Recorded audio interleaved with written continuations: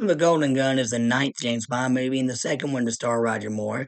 It has one of the best villains in the series, Francois Scaramanga, aka the man with the golden gun. And I mean, like how he likes to assemble his gun together before he shoots someone. And the golden gun is one of the best weapons in the Bond series. And the even theme song, "The Man with the Golden Gun," is one of the best theme songs in the James Bond series. And Christopher Lee's portrayal of the character, I mean, the voice, the tone in Christopher Lee's voice just always gives his villains a more menacing approach to their personality, regardless if he's playing Scaramanga in this, or Rochefort in Three Musketeers, or Count Dooku in Star Wars, or Saruman in the Lord of the Rings. He pulls it off very well. Just his acting energy and the sound of his voice just takes the villains to a whole new level. Anyway, in this one, Bond, he receives an anonymous tip about this assassin called Francois Scaramanga, and he's the in the this golden remembers this golden bullet that was left behind in one of the murders that Scaramanga committed, and meets this belly dancer who's a he has wears the bullet in her belly button ring as a lucky charm, and Bond goes into the dressing room and romances her, and then he goes down to her abdomen and like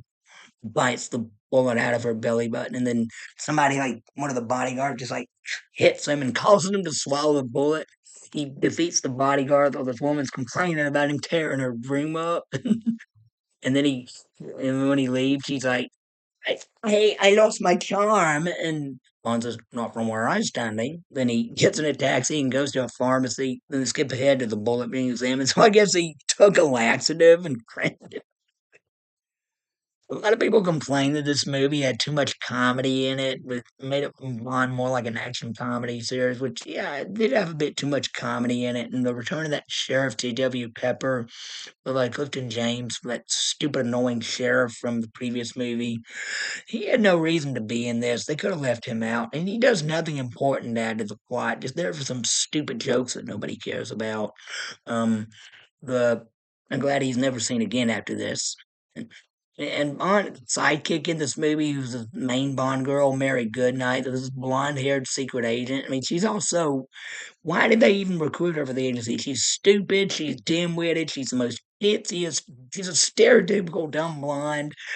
Like, in the scene where they're escaping near the end, she knocks out this bad guy, and he falls into this like thing where his thing of water that powers the place with his body temperature causes an overreaction that causes the place to explode. And when Bond yells at her for doing that, she's like, "I'm sorry, I didn't know. I mean, you're a secret agent. Shouldn't you be educated and stuff like that?" But what? Now, Bond does some pretty stupid things in this movie too. Like he romances when him and Goodnight fall in love, they're about to go to bed, but then the Scaramanga's mistress, played by Mistress Andrea, played by Maud Adams, were there to play Octopussy in a few other movies later. She comes over, and Bond makes Goodnight hide in the closet, and she tells Bond that she's the one who sent him the anonymous tip about the man with the golden gun, and she said she doesn't love him anymore, and she's so him and Bond goes to bed with her instead, while Goodnight is in the closet, and it breaks her heart, and rightfully so. I mean, I know Bond is a womanizer, but he does know that these women have feelings, and he does treat them like crap. But that's just him, and he does care for some of the women he ends up with. But by the end of the movie, when they're a couple, like it's not going to last, and he's going to find someone else in the next movie. But I digress.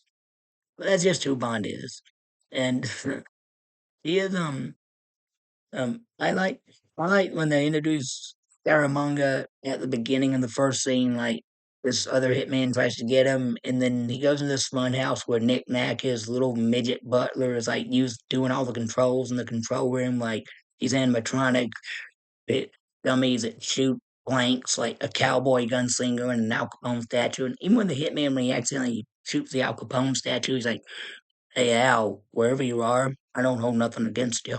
I like that. And the stunt that Scaramanga did before he shot him, like he like did a slid down a ramp, did a flip, picked up the gun, and got back on his feet and shot the guy in between the eyes. Yeah, I don't know if that was Christopher Lee or if that was a stunt man, but that was one of the best stunts in the movie. Pulled off very well.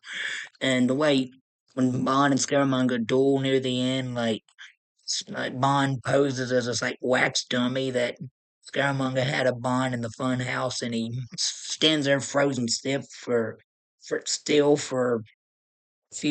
I don't know how long until Scaramanga walks by and he slowly moves and blows him away.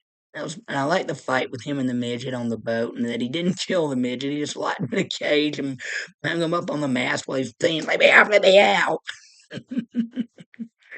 Yeah, this movie does have its funny moments, but yeah, there is a bit too much comedy in it that could have been settled for more action. When the boat chase early in the movie was pretty cool, and the there's a lot of martial arts in this too, which I like because like the last film explored the black exploitation genre. This one explored the martial arts genre. There's a lot of Asian settings: Macau, Thailand, Hong Kong, and the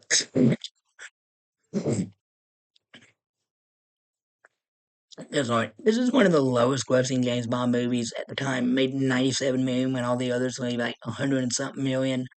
But they could have made so much more money if they made it a bit more serious and less campy. And didn't have these like stupid women as the love interests. But no, no, this all right. I really like the villain. I like Christopher Lee and the theme song. If I didn't mention earlier, "Man with a Golden Gun" song, one of the best songs in any Bond movie at the time. Of one of the best songs throughout the series. All right, I give this a thumbs up for the stuff I do like, thumbs down for stuff I don't like. A mixed review. All right, that's it for now. Thank you. God bless. Bye.